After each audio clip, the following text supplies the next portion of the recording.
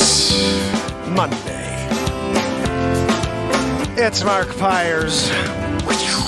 I was walking down the road today looking for... And this is Mark Inspires, the longest running daily show on YouTube, on every platform, 1,561 days in a row, connecting with you, bringing you the truth, writing songs live in the moment, feature films, comedies. We're doing it. It's friggin' Monday, and the world's gone crazy. As per usual, right? Just thinking about playing The World's Gone Crazy to start the show. It's a 3-minute masterpiece that we wrote here about 6 months ago. It is, I don't believe it's on an album yet, is it, guys? I don't know if World's Gone Crazy is on an album. It may have to go on this new album. Way too much stuff going on the new album. How's everybody doing out there? We are here 1,561 days in a row. If you could do me a favor and smack the screen here on TikTok, give it a share. I'm here every night forever. This is the one show that's been here since December 31st, 2018, long form. We're just getting started. I just freaking pushed live stream, so don't go anywhere. Gonna pull out the Jaguar in a second. I'm the inventor of the first drum for guitar players. My feet. I'm sitting on it. It's the BeatSeat. It's the first drum in the world. You could sit, kick, and play your guitar at the same time. Sounds like a drum kit. Go to BeatSeat.rocks and order yours today. Guys, we're about to do it. I got Joanne. She's back there wheezing from the top of the show. And Matt Zabrowski is about to hit us with a woohoo. If you guys don't know what a woohoo's about, you're like, and then you get from to here and all the way up because of the woohoo. So don't go anywhere. This is my song in the background. 2007 released, and Zabrowski did it. And he's been showing up every day since doing the woohoo for us.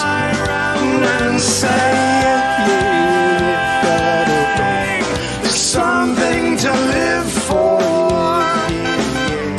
There's something to die for. So guys, we're going to get into it tonight. We have to talk about this crazy situation with the live shooter in Louisville. He was live streaming. Guys, this is a new level of evil we have to discuss. We'll talk about the origins, why I think this all started, Columbine and beyond, and why I think it's now gotten so much worse. So don't go anywhere. There's something to die for, something to live for. I need more. Something to die for. Give me more. Hey, so many perfect ways to spend your days. It hit me. Oh, wow. There's something to live for. There's something to die for. Yeah, yeah, yeah. There's something to live for. Yeah. There's something to die for. Yeah. Matt Zabrowski, live for. Give us that friggin' woohoo. Oh, what? You want me to throw it to you? Okay, bud. Woohoo! Right? You were there. I was here. Zabrowski gave us the woohoo. Guys, what are we doing? Freaking live streaming, live shootings? So I'll take the guitar out. We play maybe some music to roll us into this, and to talk about it. We need something in the background. And last night we wrote another song. This was it.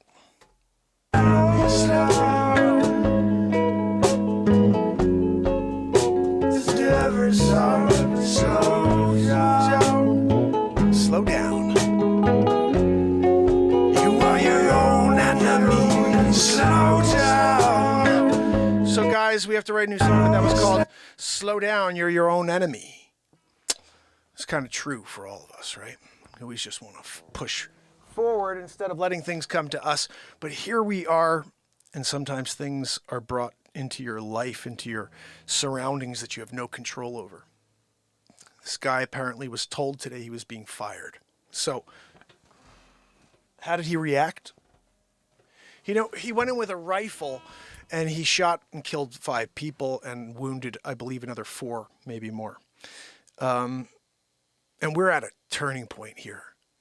These rare, now very frequent, but still rare, scenarios are taking place, and they're using them as an opportunity to try to take away everyone's guns. And the reality is, I don't want to say you need more guns, but you need more people who know how to use guns and know how to protect themselves and those around from something like this.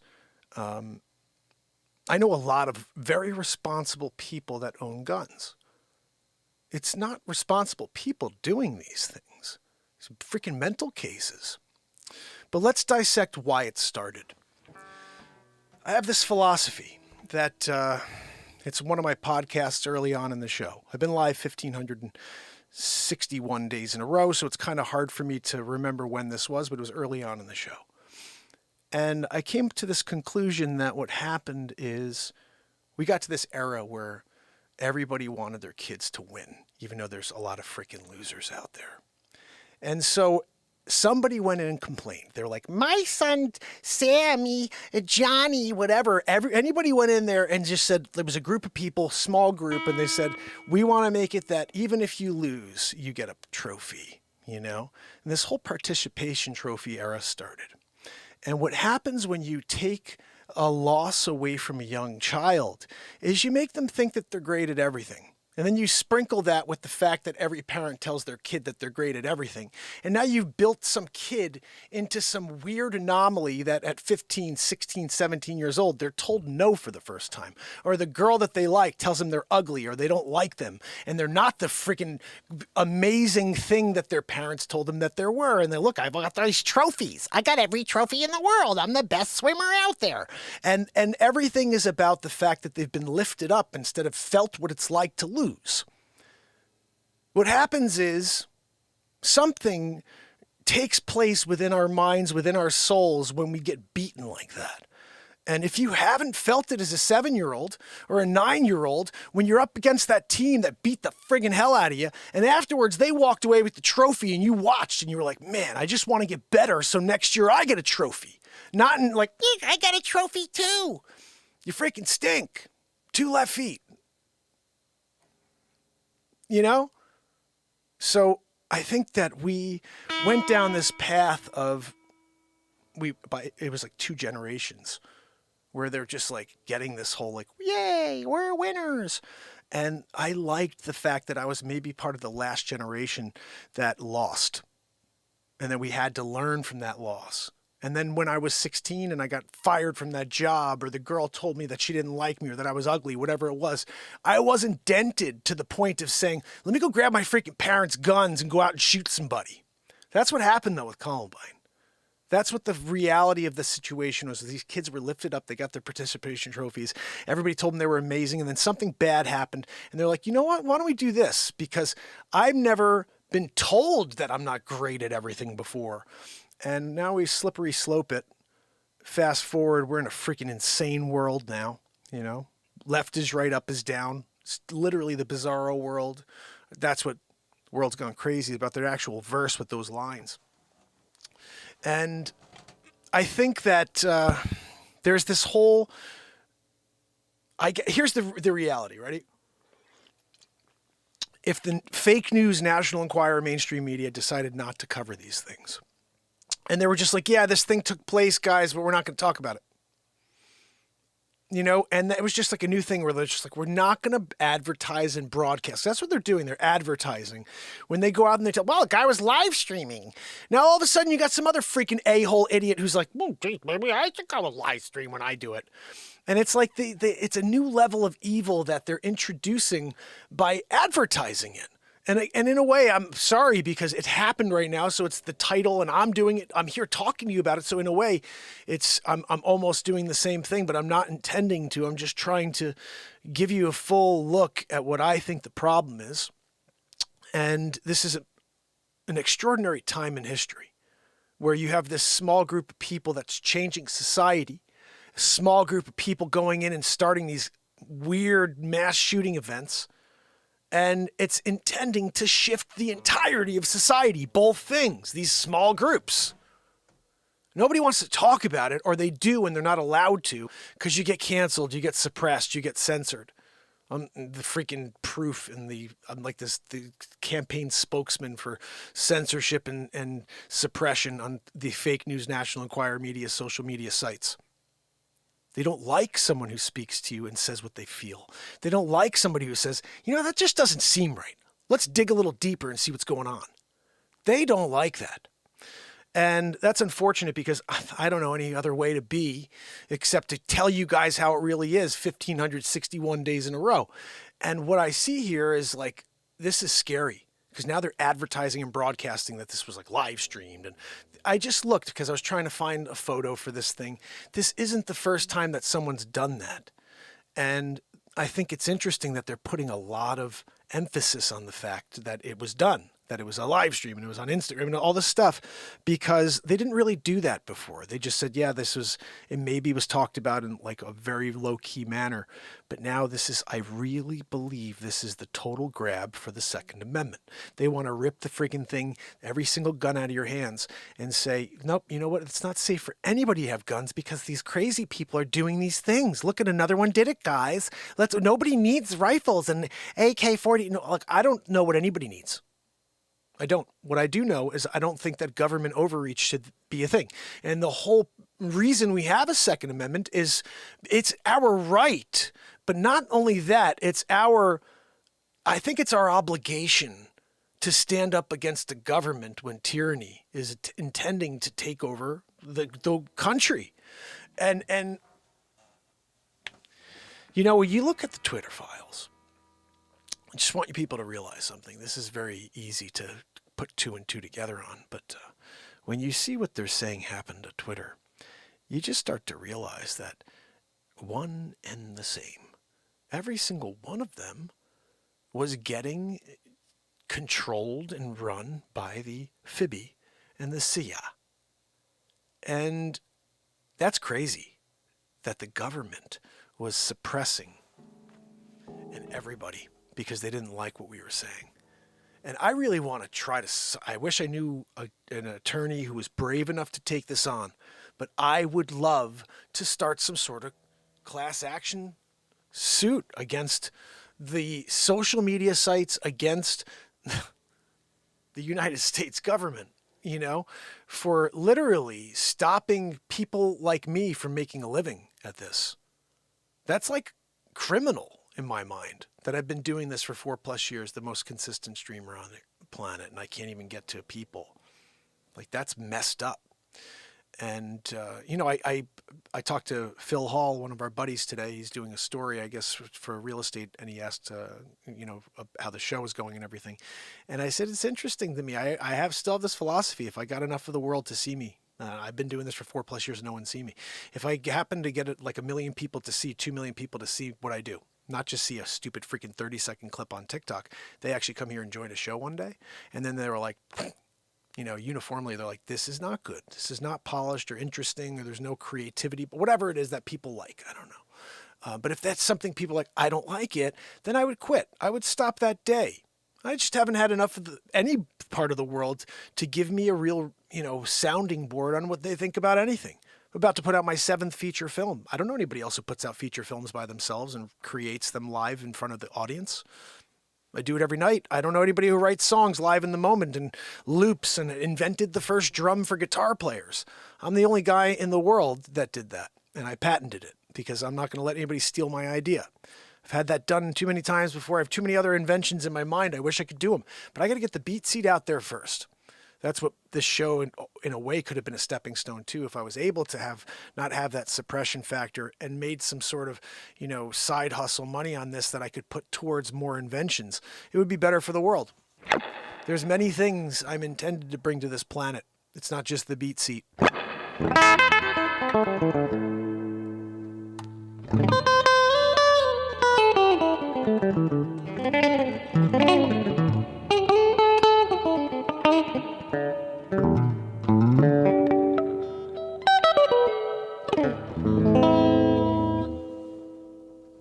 Let's just get a quick tuning on this piece, I don't like to rant for too long, guys. It's time to play some music.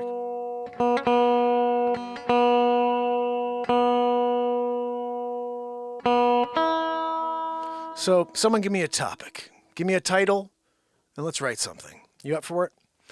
You know I'm always up to write something. We just need a title. We just need a topic. And that could be you that decides what this song is going to be about. So you could even throw out a couple of words if you prefer. If you want to do like a Harry Mack thing, I could do that too.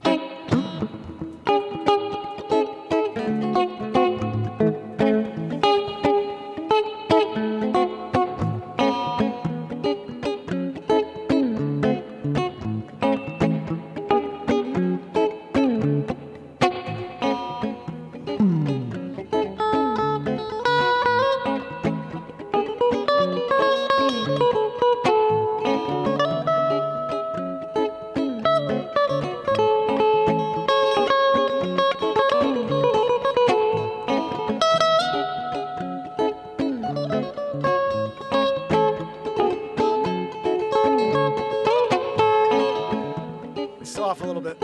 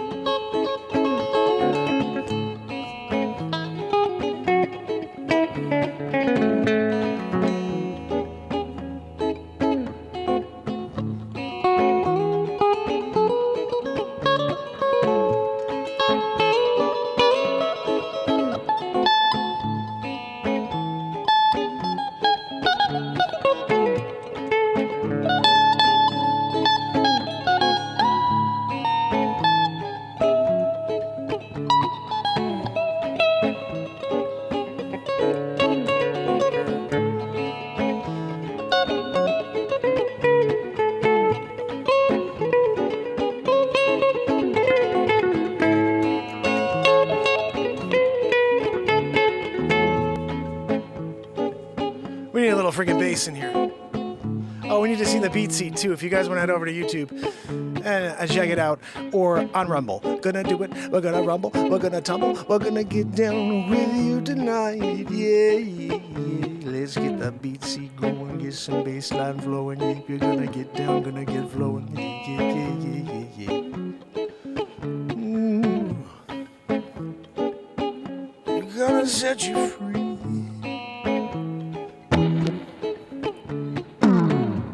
Where's that bass at? Where's that bass at?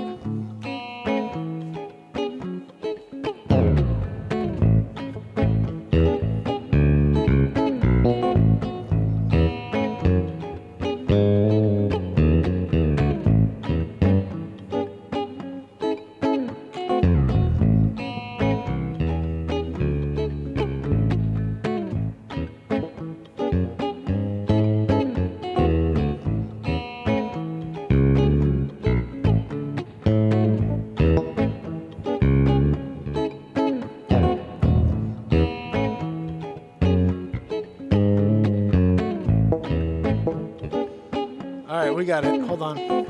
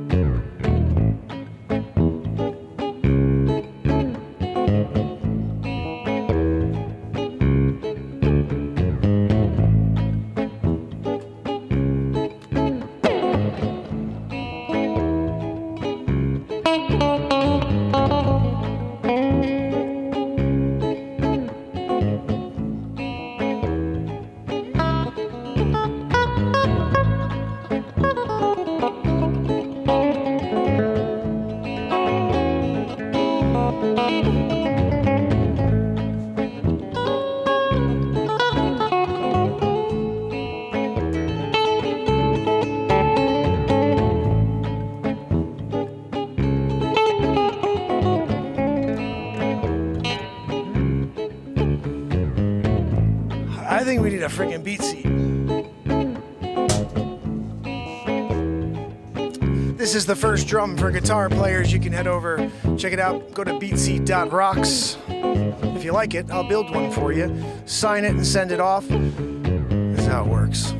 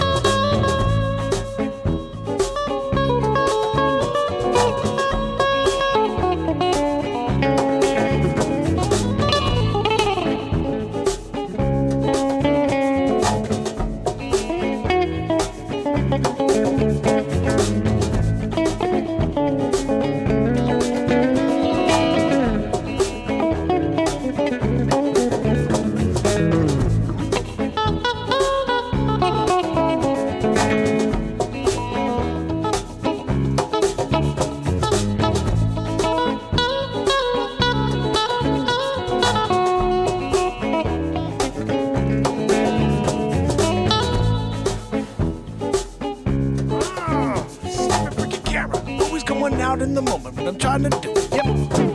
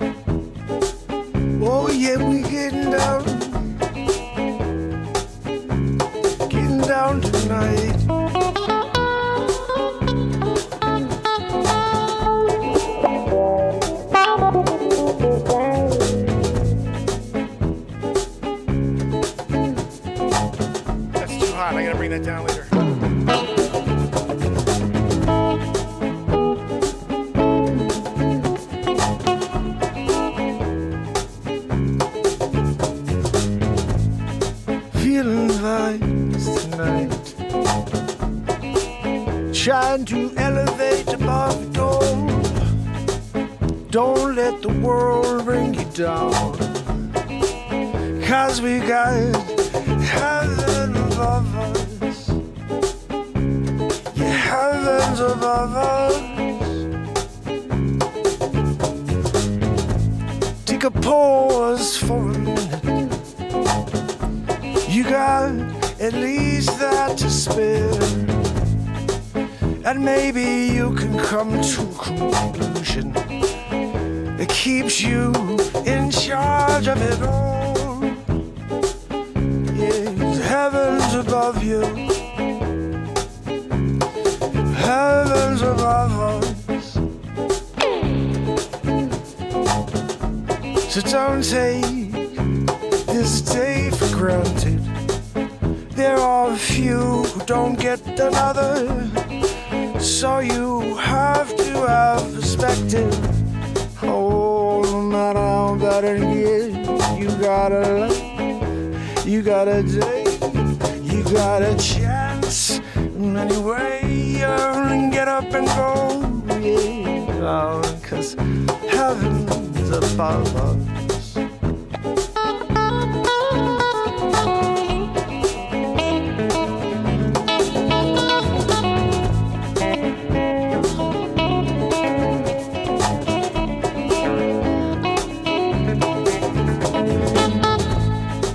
So don't stop for a second, and it'll all fade away. 'Cause we got time to spare, at least this second here.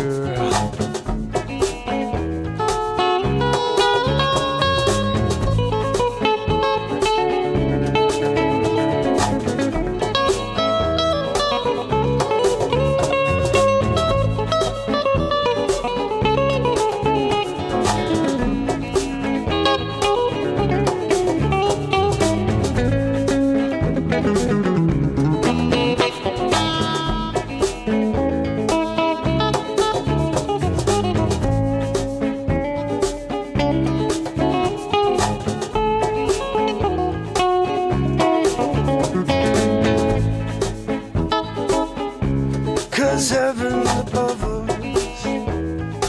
Yeah, heaven's above us.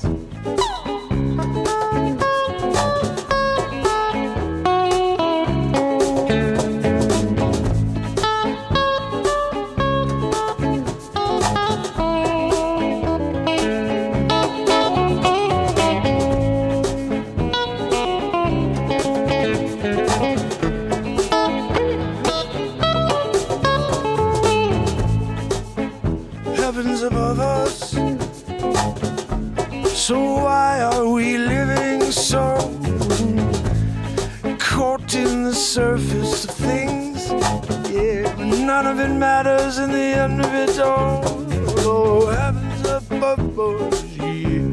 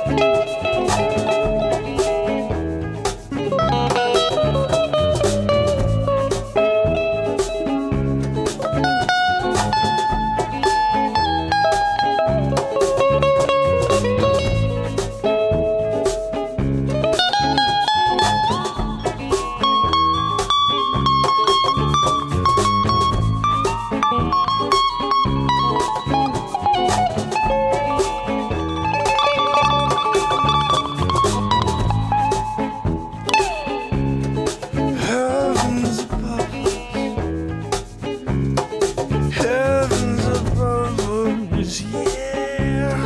Heavens above us. Heavens above us, yeah. So get off the earthly planes.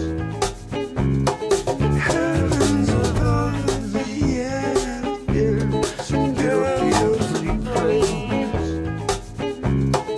Heavens above us, yeah, yeah, yeah. So get off the earthly planes.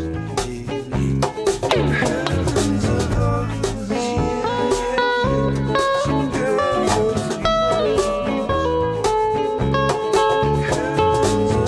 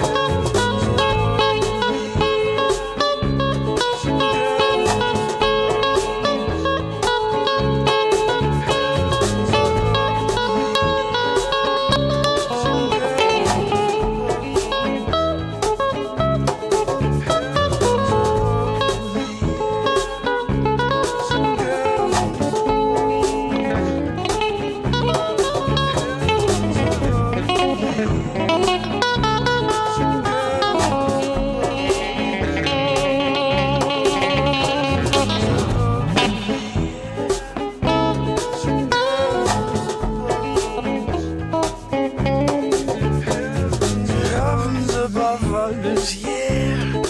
Heavens above us, yeah.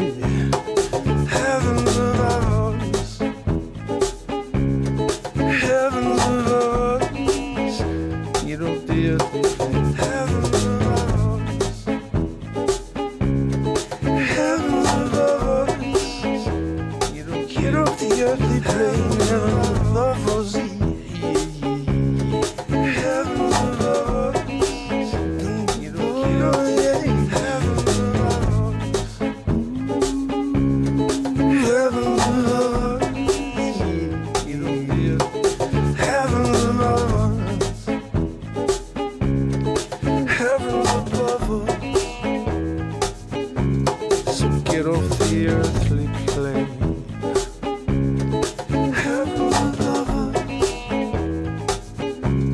So get off the earthly plane. Heavens above us. So get off the earthly plane. Heavens above us. So get off the earthly plane. Heavens above us. So get off the earthly plane. Heavens above us. So get off the earthly plane. Heavens above us. So get off the earthly plane. Heavens above us. So get off the earthly plane. Heavens above us. So get off the earthly plane. Heavens above us. So get off the earthly plane. Heavens above us. So get off the earthly plane. Heavens above us. So heavens above, yeah, yeah, heavens above us. Get off the earthly plane. Oh, but there's nothing here for us, yeah. Oh, try to bring us down, keep us away from God, yeah. Oh, did you see on Google? Yeah, they didn't even have any homage to Easter Bowl. Yeah, the heavens above us. Try to divide us, yeah. But heavens above us.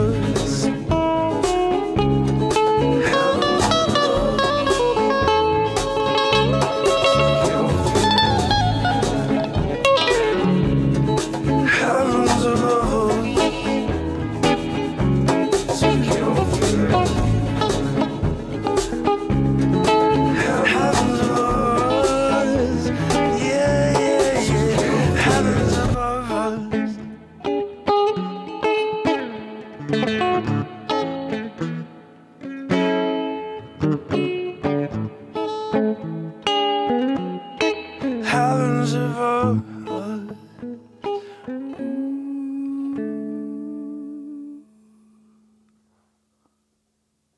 trying to keep us down.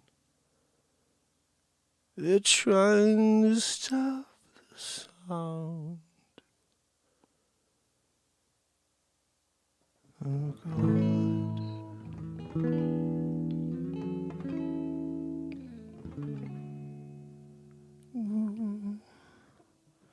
Heaven will always be above us.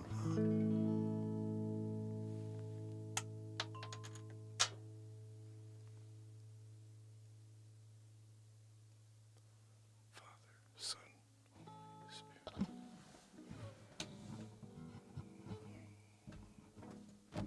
You know, usually a pick throw only gets one. That seemed to have four distinct sounds: Father, Son, Holy Spirit, which I really think is the Holy Spirit's one word. I don't know why people. It's really three. Boom, dip, dip. Father, Son, Holy Spirit. Yeah, thank you. To you, for you. Thank you, S. Coop. The guitar playing on that, I was like, what am I playing right now?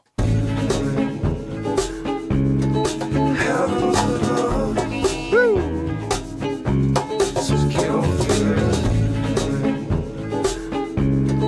Heavens above us, yeah. Gotta get your feet up, yep. Gotta kick 'em up, yep. Heavens above us, yep. You know, yeah. Oh man, that was crazy. That's a lot of vocal looping there, which is why I got tinny at the end. The whole thing's like, you know, that when that happened at the end, that was the piano part I didn't put in. Joanne, you're here. I'm there. She's not on the screen. She can't show up here while I'm in the BeatSeat scene. We can't have her here. Where are we going to put her? Freaking, you know, on the BeatSeat? Joanne! She should be on the BeatSeat, you know? Like, oh, hey, Ems, my friend, Sari Vlog, good to see you. Thank you for kicking it with me. I'm glad you're enjoying the music. I hope you'll stick around. We're probably going to play another song right now, but that was an original in the moment. Everything we do here is live in the moment. On Thursday, my 7th feature film comes out. It's called Back to the FutureMark, and I'm really hoping you guys will join me for it. I'm quite proud of this effort. It's 7 feature films, but this one, I took a whole different approach, or just more of a detailed approach when it comes to the directing side and taking the shots and make it, you know, a little bit more dramatic, I would say, you know, where the scenes develop, and when I'm in the middle of these crazy moments, or you see I do a lot of facial expressions. You could tell when I sing, but also it's funny. Somebody, Jack Gomer over on Instagram, when I was blocked on TikTok for a week because I don't even know, I sing songs like that, and they like could bring us together. So they're like, let's get rid of this guy. I got blocked for a week on TikTok, probably for just telling you the news that day, whatever it is. And I happened to go live on Instagram for a day or two, and Jack was like, he made a comment about my facial expressions, and I just joked and I said, you know, I could try to look good, but then it's going to be crap. You know, if I'm sitting here thinking about how I look to the people watching, then I would never write a song. That's the reality. Because I know I look like a freaking mental case when I sing, you know. I get into it, you know, and that's what people who get into it should look like and do look like. A lot of people I know that are freaking ridiculous musicians, they don't give a what anybody thinks about how they're looking while they're in the middle of ripping something apart, you know, creating a moment on the guitar or whatever, or singing. Because it's about, how do you get that tone? How do you get that note? And for me, I have a specific thing I hear in my head, and it's a tone mostly, or it's a note. And if I'm going to hit that note, I'm either going to sing it with rasp, I'm going to sing it smooth, clean, or I'm just going to freaking belt it. I don't know.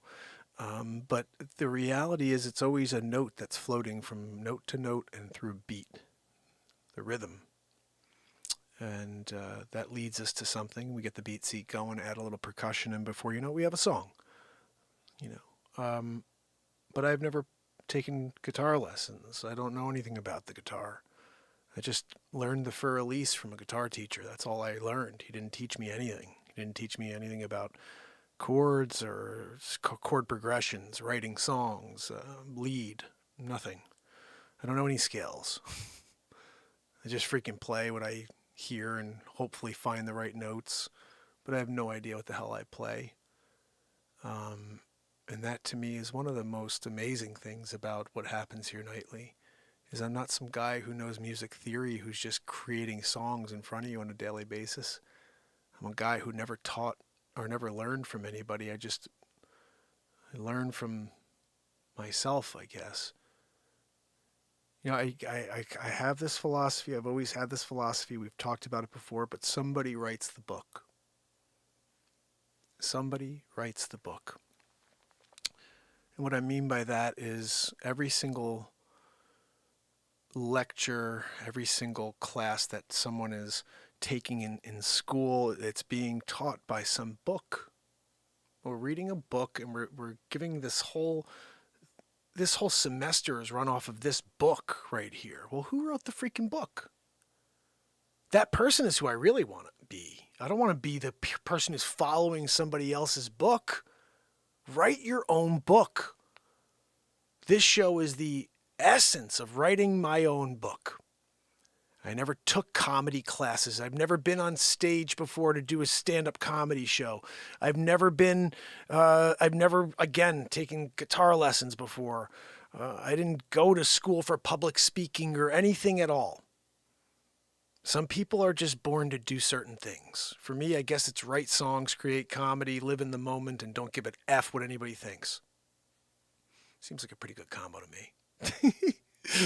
And at the end of the day, the celebrity impressionist stuff is just kind of like what I think got me in trouble. I was thinking about, like, if the people that take down anything that could be, borderline something that hurts their narrative, comedy was affected really, really badly during this entire last 4 years. People who were trying to poke fun at what was going on, all the lies, all the silliness, were suppressed and censored for being comedians. And it's like, this is when you really know we're going into a really, really deep state, Castro type of thing, And the worst part about it is everybody plays dumb until it's too late.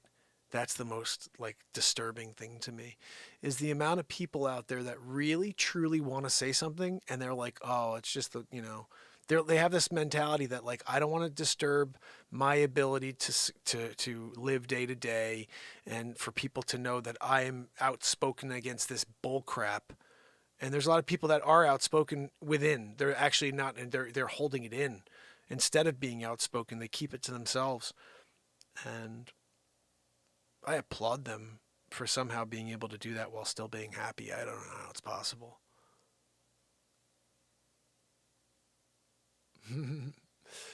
Thank you, Benny. Benny said, you wing like I do, brother, and I could sing but never played an instrument of any kind. My son say you sound as good as anyone he's ever heard. Oh, thank you, my friend. Oh, he said you sound. That's even better. Well, I bet you do, buddy. You know what, Benny? The most important thing is doing it, and it's a wonderful thing when somebody you care about tells you how much it means to them when you do something creative. When you have a track record, I guess you'd say, and a catalog of content like I do, and not really enough of a sounding board to know what anybody thought about any of it. It's interesting because that's just somebody else who's got it coming from a different perspective. I'm basically judging in the moment myself several seconds in advance what I think the most amazing thing in the world will be. And that's what this show is.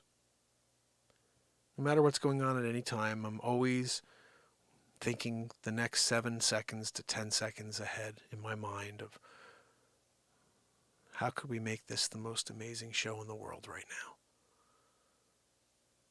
And for 4+ years, that's kind of been this driving force here. It's because I don't have a script, I'm always trying to one up myself. I'm always trying to put a better show out than yesterday. And that's just something that I guess, formed out of this entirety of showing up every day, this process of living a life and selling real estate and making a living at that, and then showing up here every night to just do something else fresh in the moment. It's a thrill. It really is. But it's definitely a little bit of a, you know what it is? It's funny. I was talking, someone the other day was like, man, you lost a lot of weight. Cause I used to weigh like 215, guys. And someone was like, well, man, I saw some old videos of you. You lost a lot of weight since, you working out. Like, what do? You doing like cardio? You doing like weights? What are you doing? And I'm like, I do my show. This is my workout. And I realized that the mental hurdles that I take on a daily basis here by living several seconds ahead of you guys in order to create something that I think is going to be the best show in the world is difficult, and it, I guess, burns calories. I mean, I move around a lot when I'm doing the comedy and stuff, and when I'm playing music, for sure, I'm definitely sweating sometimes and like really getting into it. So it's like, but just putting out the energy, the love, the positivity took like 35 pounds off me, guys. It's insane. And the reality is, I don't want to stop something that's obviously makes me healthier. Because when I wasn't doing this show, I was 35 pounds heavier. That's a crazy thing I just am realizing right now. Like, one of the health benefits to me doing the Mark Inspire show is it inspires me to stay healthy and fit. I'm here like at one of the best weights of my life over the last year and a half, 2 years, because I come out here every night, put on an hour show of just pure energy. And energy is what? It's being exerted. It's being put out there. And therefore, I'm burning calories without actually taking weights out and doing anything. I don't need to do that. I just have to show up and push stream and allow my live creation to take place, and that whole additional mind power that you need to have in order to live several seconds ahead than the whole audience is living. That's what live creation is. People are like, oh, improv. That's what improv is. Improv is, I'm doing something right now, but I already have the next thing going on, spinning in my mind for the next, piece, wherever this is going. And good improv is able to weave together into a tangible idea or concept. And that's why I think putting together a little scene is one thing. But to sit up here in front of you guys and create full feature films, that's like a whole different level of insanity that I didn't even think was possible until I was the guy. And then I was like, I guess this is what someone has to do it. I have this idea. I'm not going to just not put it out there. Oh my goodness. I just thought about another movie idea that I had when I was younger.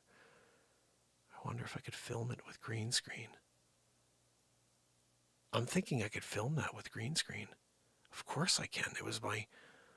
Oh my goodness. It was such a freaking crazy, funny concept.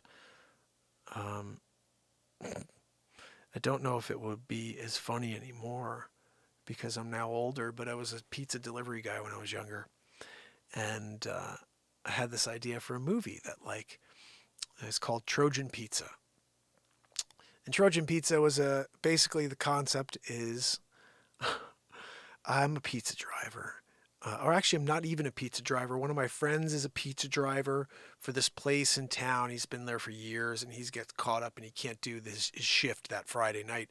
And can I fill in for him and do that shift? That was his thing. Can you do my shift for me on Friday, and I'll pay you. I'll give you my money that you get plus the tips, and I'll hook you up. I got to go out. I got things to do, whatever it is. I don't even remember what the full concept is. I have the script someplace.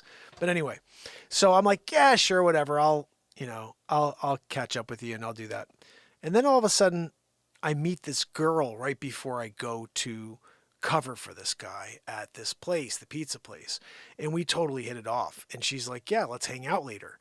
And so I'm like, well, I got to go deliver pizzas first, but let me go do that and then we'll meet later, And so she's like, all right, cool. Yeah, call me when you're done and we'll meet up. So this guy now has this whole like date on his mind and he can't wait. He's like so excited. He goes back to his house. He grabs condoms. He puts them in his pocket. He puts on his cologne, his freaking Dracar Noir. He's doing it, getting ready. And then he goes back to this pizza delivery experience which is, by the way, just a nightmare of pizza deliveries the whole night. Like he goes to one house, they don't give him a tip. So on the way out, he kicks over a flower pot, but it's like on this, like sometimes you pull up and there's like a wall along the driveway. It's like the driveway goes, you have to go up steps to get to the house. So there's like this wall as you drive up, and he kicks this flower pot and it rolls over and it falls off and it falls onto the guy's car, onto his windshield, and the windshield breaks. And all of a sudden he freaking, I peel out of the driveway and I see this guy coming out running after me as I'm driving away, and I'm like, F you, mother. And so I drive away and I go to the next house, and on the way I'm looking over at the pizza next to me and I'm like, I'm just hungry, So I just grab a freaking slice and start chowing it down, All of a sudden I show up to the next house. There's like 3 pieces missing. He gets a 5 stack instead of an 8 full pizza, and I'm freaking full at that point, And it's a great night. And so he gets the pizza missing 3 slices, and I got 1 left. And basically I'm just like, I'm going to go and I'm going to bring that pizza to the girl, because F this, I'm not going back to that pizza place. Because I just like broke someone's windshield, and then I took someone's slices, and now there's pissed. Because what happened is I start driving back to the pizza place, and as I'm driving down the road, I see right there at the pizza place outside the pizza owner, who basically is Joe Pesci. He looks exactly like him. I had a specific person in mind when I wrote this character, and he looks exactly like Joe Pesci, acts like Joe Pesci, and everything. And so I was like, he's going to be in the street. He's a short guy. Looks exactly like him.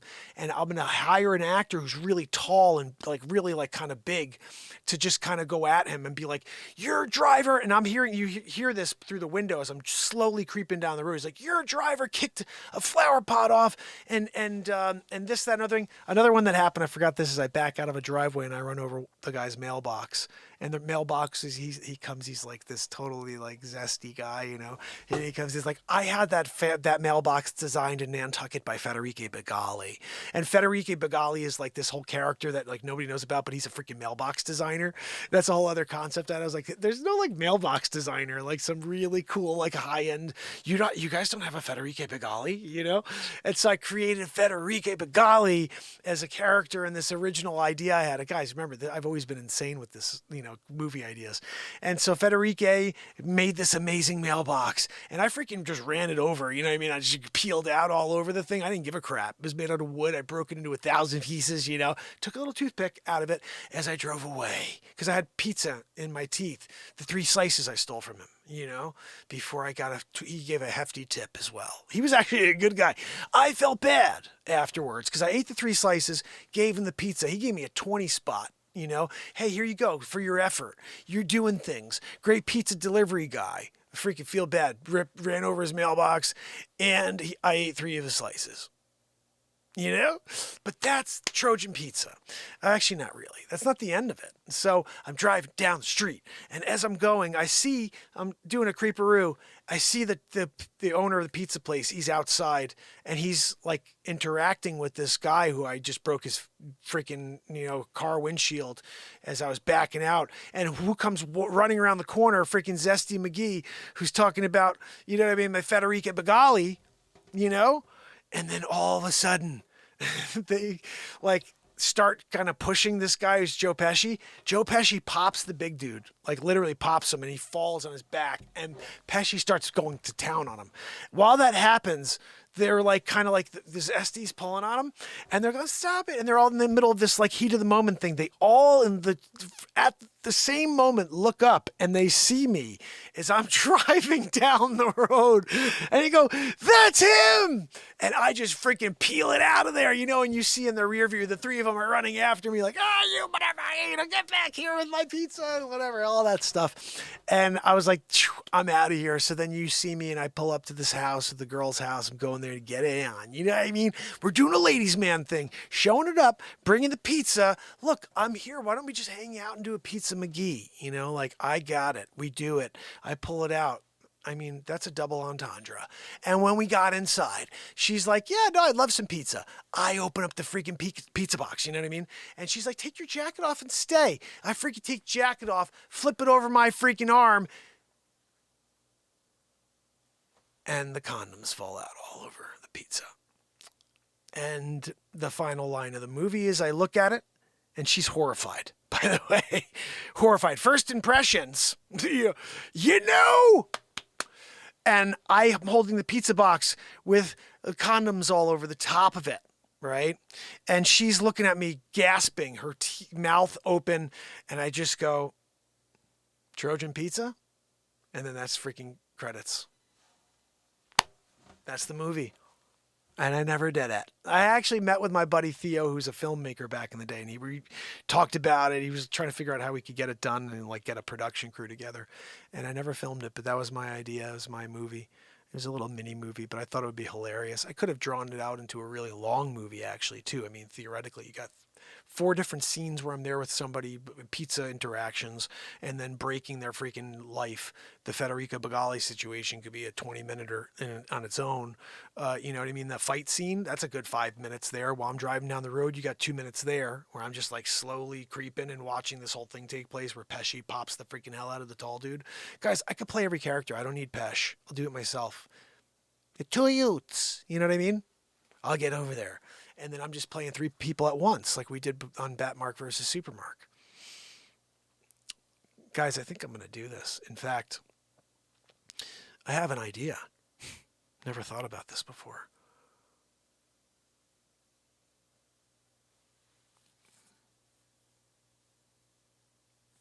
I may be able to shoot a lot of this, like actually shoot it, because the whole scene was all the scenes were based around where I work in my New Canaan, and I could go and shoot most of the stuff and not do a green screen. I mean, some green screen, but I can do some of the live actual footage.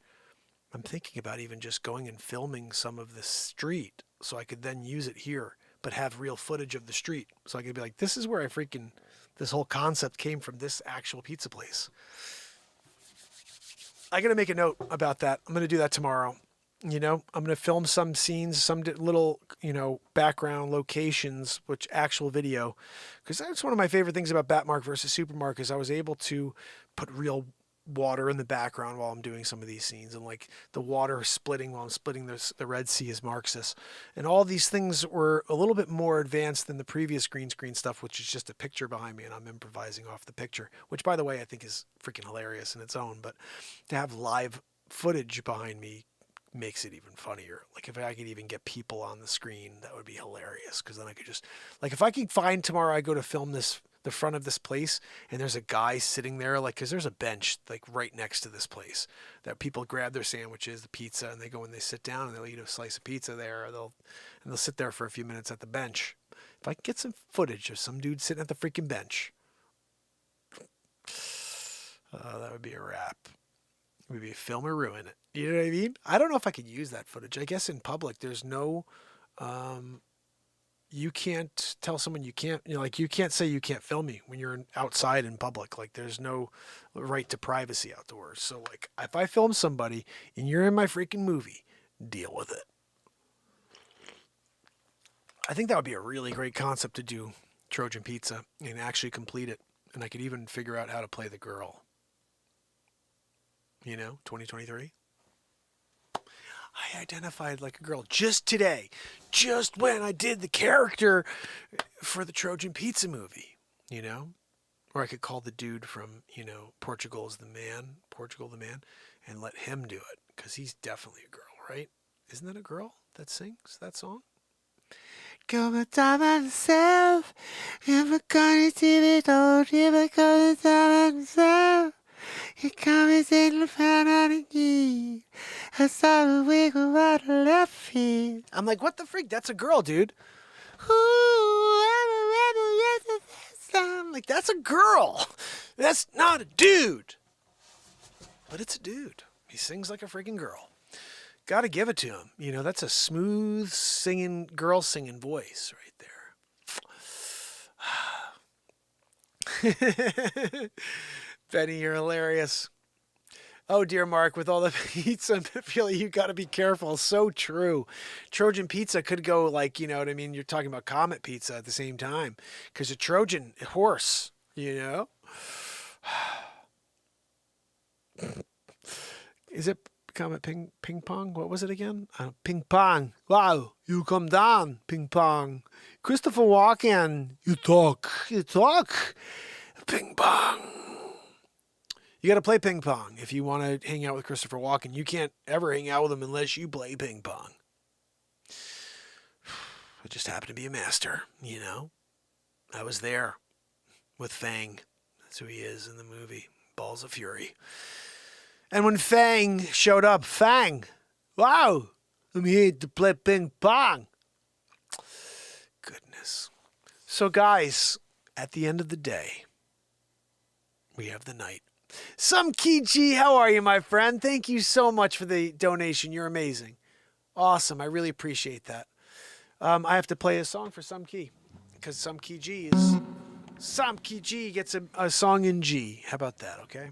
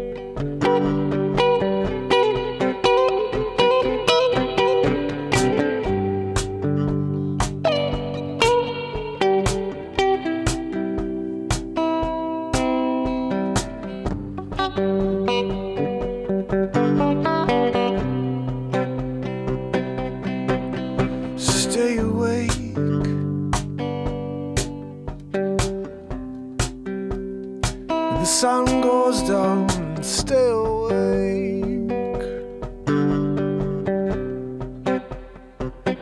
until you say your prayers.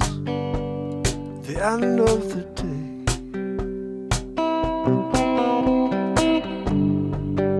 Stay awake. Be careful what you believe. Open up your eyes and see reality.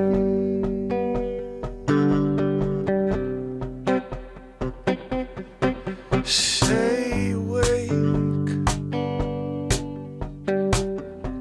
till the angels come. Stay awake.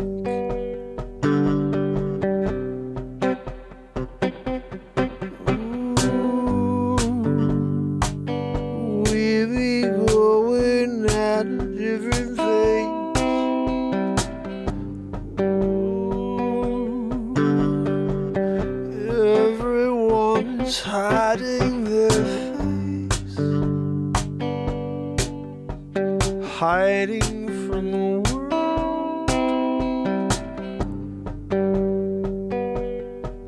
There's no hiding in the truth, we can see it in you. Yeah, I see it in you.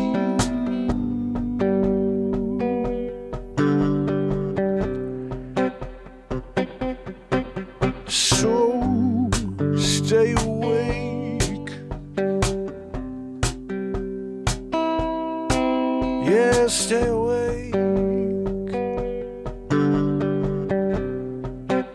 Before it's too late, stay awake. Be careful what you are believing. Oh, yeah, stay awake.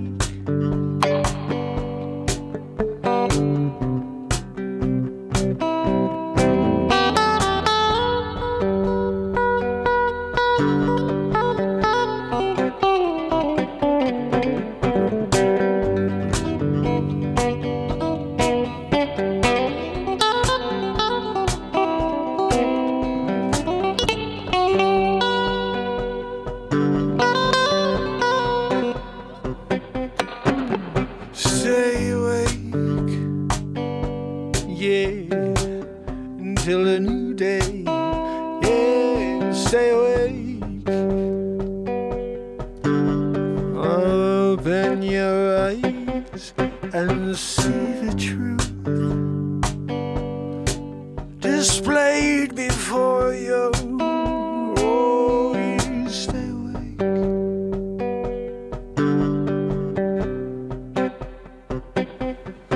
Whoa, stay awake, yeah, we've been moving at a different pace, yeah. The world is getting away, just stay awake. Open up your eyes and see.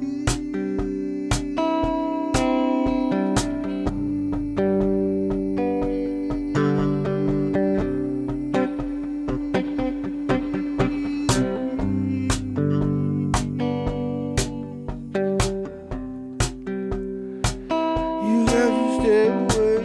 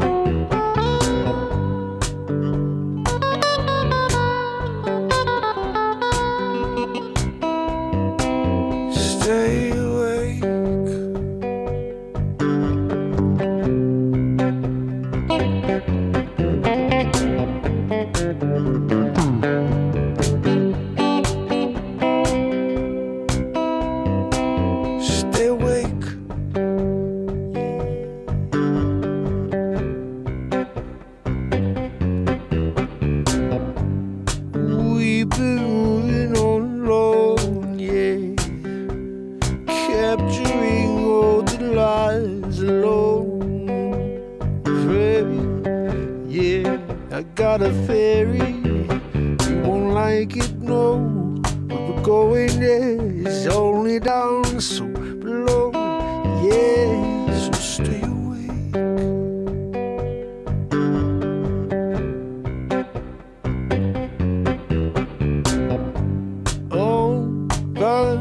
Open up your eyes and see. Open up and read. Open up your eyes and see. Stay awake.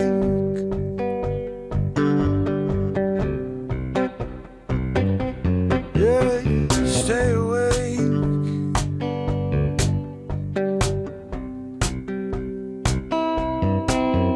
Stay awake.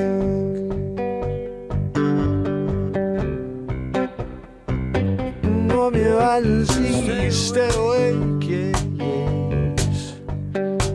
Before it's too late. Stay awake. Stay awake, yeah, stay awake. Your eyes and see. Stay awake, yeah, yes. Stay awake. Before it's too late. Stay awake. Stay awake, yeah, stay awake. Your eyes and see. Stay awake, yes. Before it's too late. Open up your eyes and see. Stay awake. Stay awake, yes. Before it's too late. Open up your eyes and stay awake, yeah. Stay awake, yeah. Stay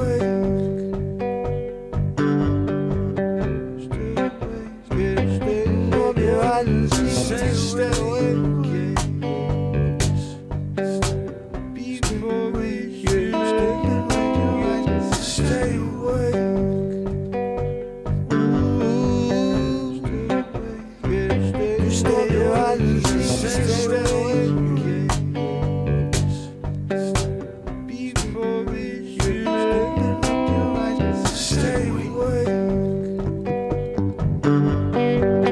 Before it's too late. Open up your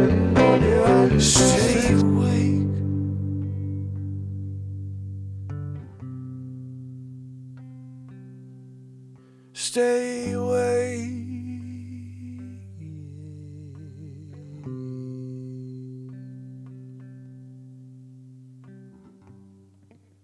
stay awake.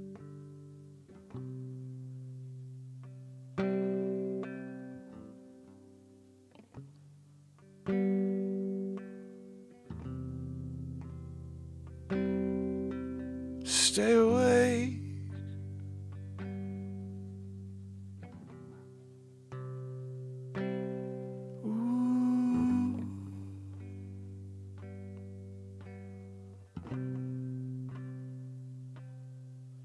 Stay awake, stay awake, yes. Before it's too late. Stay awake. Stay awake. Stay awake. Stay awake.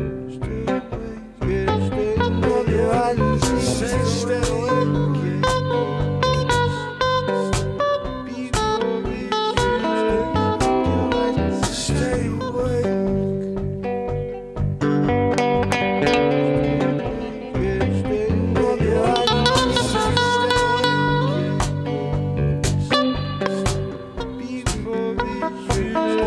Stay awake. Stay awake. Yeah, stay awake. Your eyes and stay awake.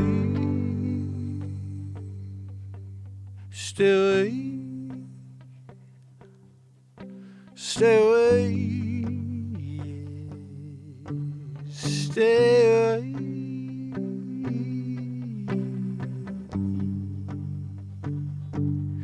Stay away.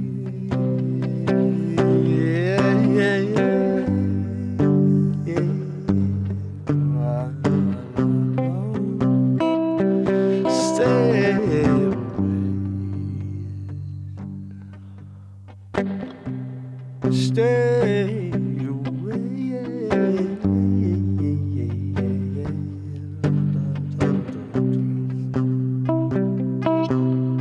Stay away.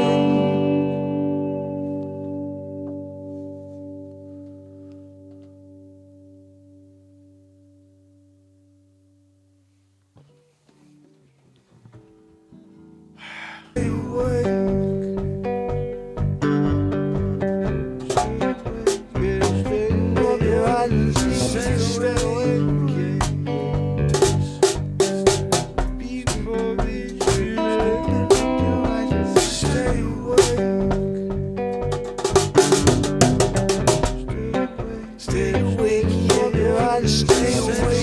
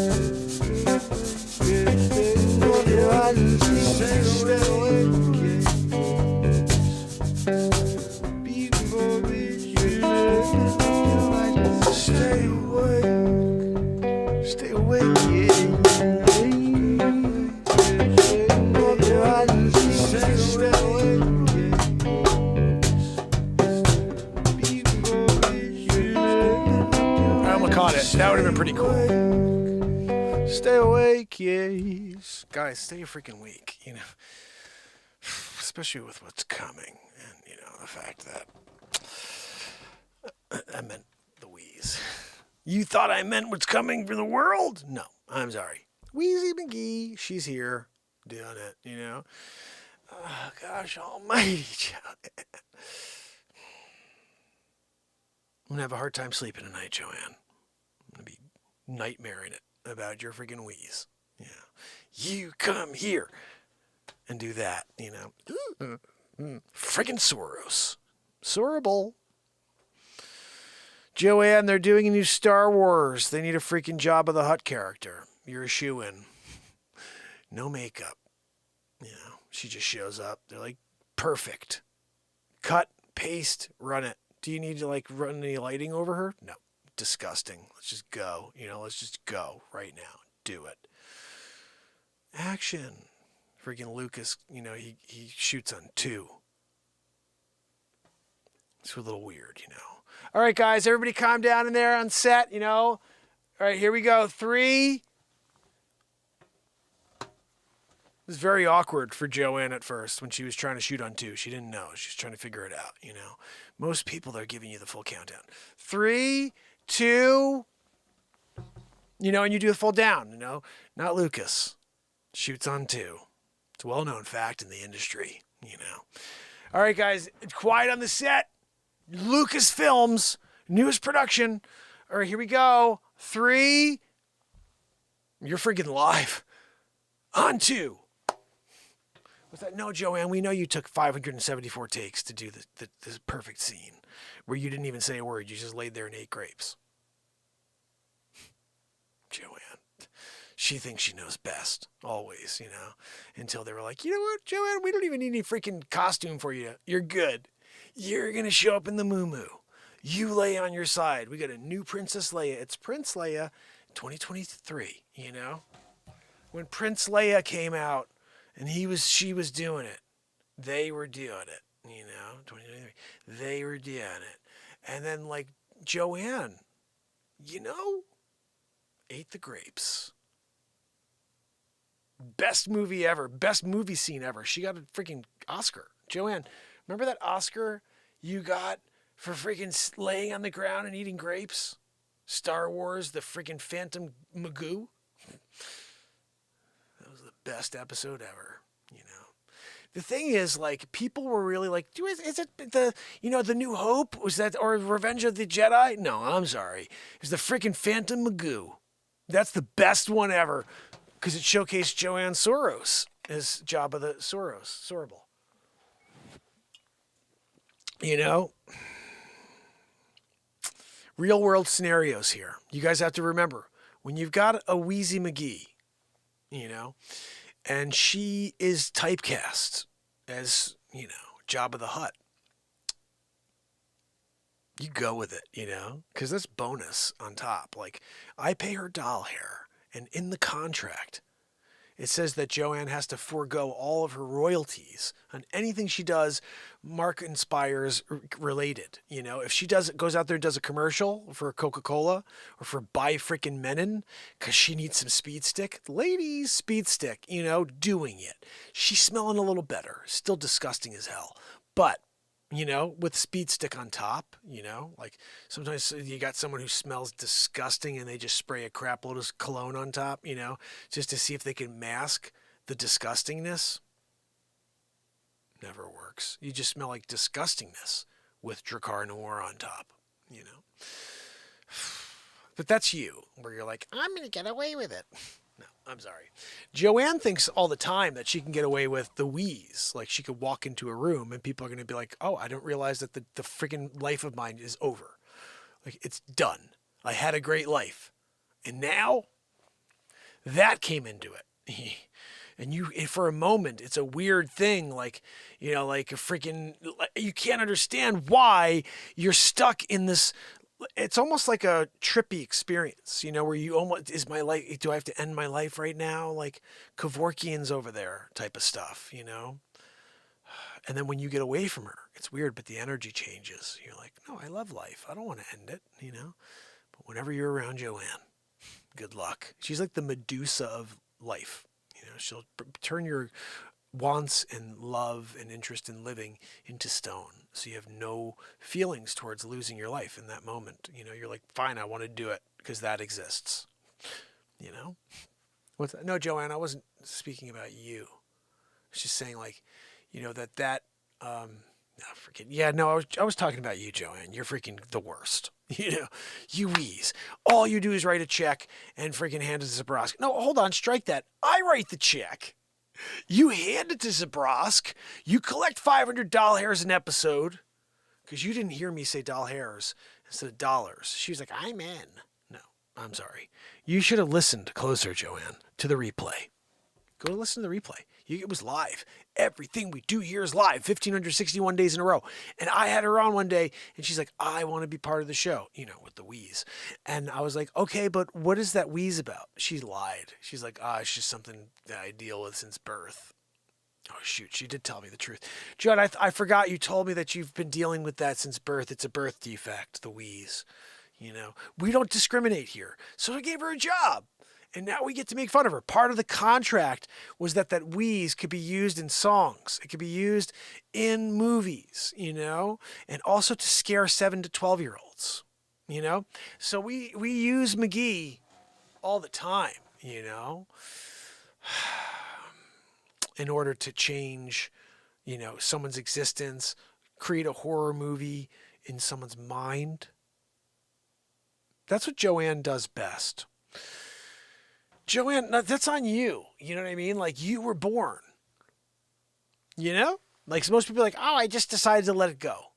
Joanne was just that way from the beginning. She was born in that moo-moo and everything. You know? You know when they wrap you at the hospital in like a freaking cloth and they're like, hey, look, your baby is so adorable. They weren't saying that to Magoo over there, you know. They're like, what the fuck is that? You know? And when she started wheezing, they're like, I don't know if that's human. Is that a human? Not really sure. Still trying to figure it out, you know. What's that? Joanne, I know you're from the future. FutureMark, you know, we did it together. I brought you back in time, and now you're here 2023. People are like, she looks like she's healthy. She's a healthy 1,247 pounds, you know. She's doing it. You know, we had to crane her in. Sometimes when she wants to get up and go to the bathroom, I trolley her. I bought a trolley. She jumps on the freaking trolley. Beep, beep. She goes down, jumps off, gets into the freaking porta potty, turns on the freaking turbo exhaust 7,246, you know, to kill the neighbor. Of course, you got to always turn it to kill the neighbor. You know, you don't want to just do it like where you want to destroy the neighborhood and the ozone layer. No, just send it directly into the neighbor's nose. Can you do that? You know, when Joanne does that. Mubar, how are you, my friend? Please head over to YouTube and join us, or Rumble. Rumble, my people, how are you? You guys kicking it with me on Rumble? Get the live chat going over there. Also, if you can, head over to YouTube. I know you hate YouTube. I do too, because they freaking blow. They don't share me with anybody. But listen, here's the thing. Joanne, she loves YouTube. She like has a freaking love affair with them, you know? She's like, she can't get enough. What's that, Joanne? No, I know, Joanne. They don't know you, and if they did, they'd probably want nothing to do with you, you know?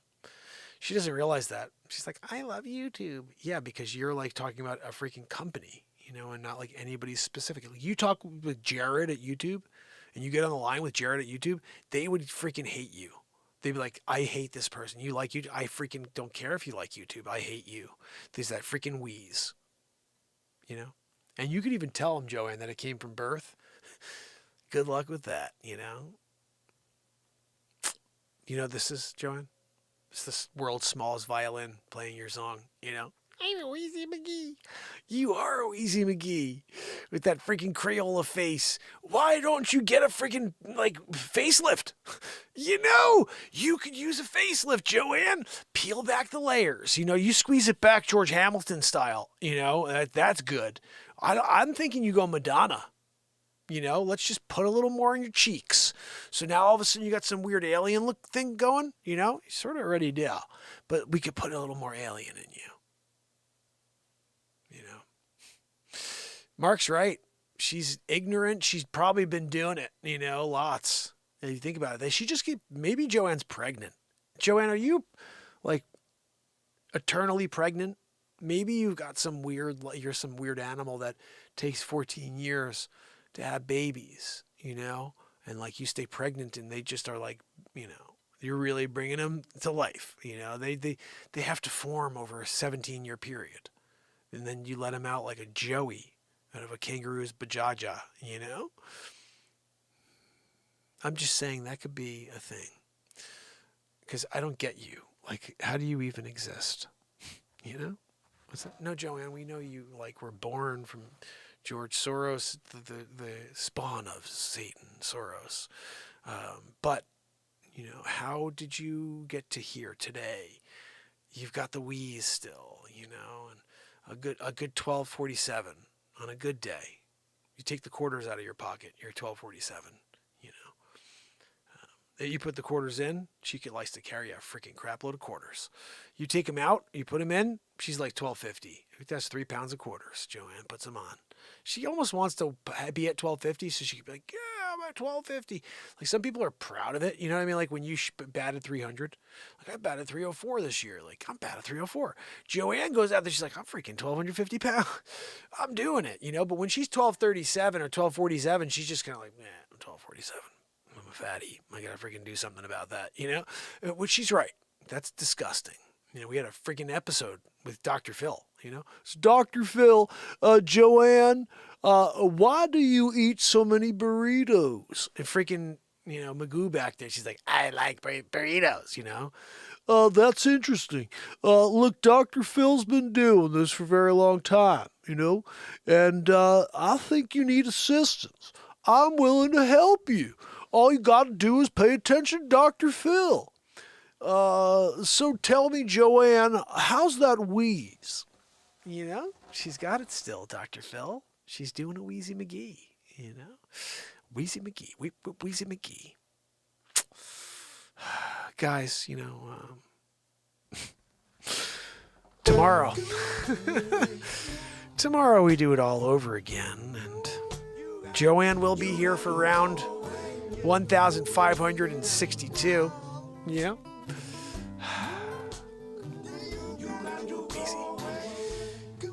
Oh, thank you, Joanne. She said, don't forget the movie Back to the Future, Mark. She wants me to tell you because she's a freaking huge part of it. Literally. Takes over the screen. No, Joanne, it's just because of your size, girth, and the fact that you wheeze. All three things. You know, size and girth are two different things, you know. You know, Joanne, it's times like this that I really wonder why I still have you as an assistant. You wheeze. I should just stop at that, you know. But you also smell like Doritos and Funyuns. Some people call them Funyuns. I call them Funyuns. That's just what I do. You know, you call them Funyuns if you want, but I call them Funyuns. Don't get fresh and I call them Funyuns, all right? Funyuns. Sometimes when you have the Funyuns and everybody's eating Funyuns, you're like, I got the better one. Because Funyuns are better than Funyuns. They have a little extra raw in it, you know? If you know anything about raw, it's the sun god. You get more sun god in it. What's that, Joe? No, Joanne, your wheeze is friggin' obnoxious. Right now, in the moment. I'm here trying to do a monologue. Rant it out. And you're back there wheezing it up. Wheezing it out. You know, Joanne, I think I've had enough of you.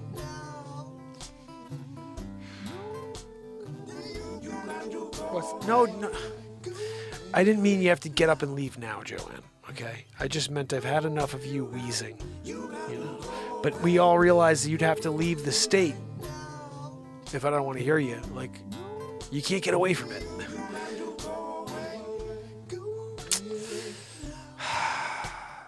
But that's life.